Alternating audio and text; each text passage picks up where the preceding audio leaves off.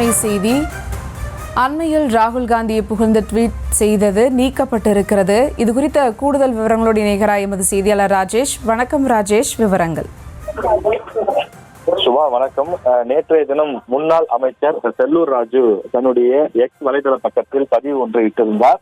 அந்த பதிவில் அவர் காங்கிரஸ் கட்சியினுடைய முன்னாள் தலைவராகவும் எம்பியாகவும் இருக்கக்கூடிய ராகுல் காந்தி அவர்களை புகழ்ந்து வீடியோ வெளியிட்டிருந்தார்.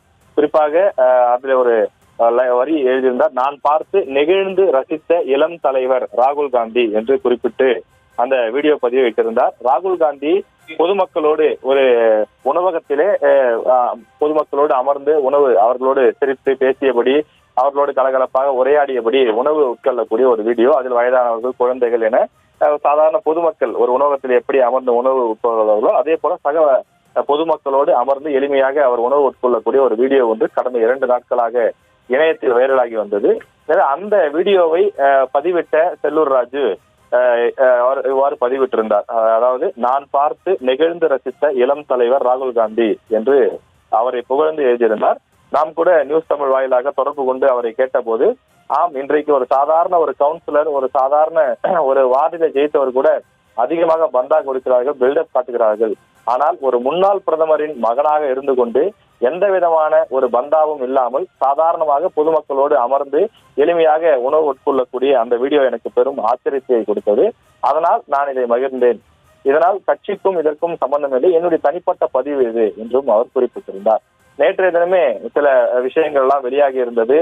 இப்படி திமுக கூட்டணியில் இருக்கக்கூடிய ஒரு காங்கிரஸ் கட்சியினுடைய தலைவரை இவ்வாறு புகழ்ந்து பதிவிட்டிருக்கிறாரே, இதே ஜெயலலிதா அவர்கள் இருந்திருந்தால் அந்த நேரத்தில் இவ்வாறு அவரால் பதிவிட்டிருக்க முடியுமா? அப்படி பதிவிட்டிருந்தால் அவரால் கட்சி பதவியில நீடிக்க முடியுமா என்றெல்லாம் பலரும் கேள்வி எழுப்பியிருந்தார்கள்.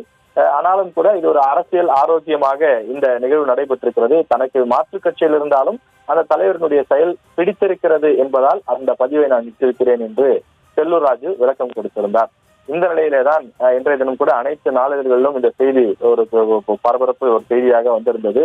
அவர் வேற எதுவும் கட்சிக்கு செல்கிறாரா, அதிமுக தலைமையுடன் அவருக்கு ஏதேனும் பிணக்கு ஏற்பட்டிருக்கிறதா என்றெல்லாம் கூட அரசியல் அரங்கில் சிறு சிறு விவாதங்கள் எல்லாம் நடைபெற்றுக் கொண்டிருக்கிறது. ஏன் செல்லூர் ராஜு திடீரென்று மாற்றுக் கட்சி முகாமில் இருக்கக்கூடிய தலைவரை புகழ்ந்து எழுதியிருக்கின்றார் என்றெல்லாம் கேள்விகள் எழுந்து வந்த நிலையில தொடர்ந்து இது பெரும் சர்ச்சையாக மாறி வரக்கூடிய நிலையில அவர் தன்னுடைய அந்த சமூக வலைதள பக்கத்திலிருந்து அந்த வீடியோவை நீக்கி இருக்கின்றார். தற்போது அவருடைய எக்ஸ் வலைதள பக்கத்தில் நாம் சென்று பார்த்தால் அந்த வீடியோவை பதிவிட்டதற்கான தடமே இல்லாமல் அவர் முற்றிலுமாக அதனை நீக்கம் செய்திருக்கின்றார். எனவே தொடர்ந்து அவருக்கு தலைமையிலிருந்து அழுத்தம் கொடுக்கப்பட்டதா, நீக்க வேண்டும் என்று சொல்லி, அல்லது பெரும் பேச்சு பொருளாக மாறுகிறது என்றதால் நீக்கப்பட்டதா என்பதும் தெரியவில்லை. அவரிடம் விளக்கம் கேட்கலாம் என அவரது தொலைபேசி எண்ணுக்கு தொடர்பு கொண்டால் முன்னாள் அமைச்சர் செல்லூர் ராஜுவின் தொலைபேசி எண்ணும் தற்போது சுவிட்ச் ஆஃப் செய்யப்பட்டிருக்கிறது. விவரங்களுக்கு நன்றி ராஜேஷ். செய்திகளை உடனுக்குடனும் துல்லியமாகவும் தெரிந்து கொள்ள சப்ஸ்கிரைப் பண்ணுங்க.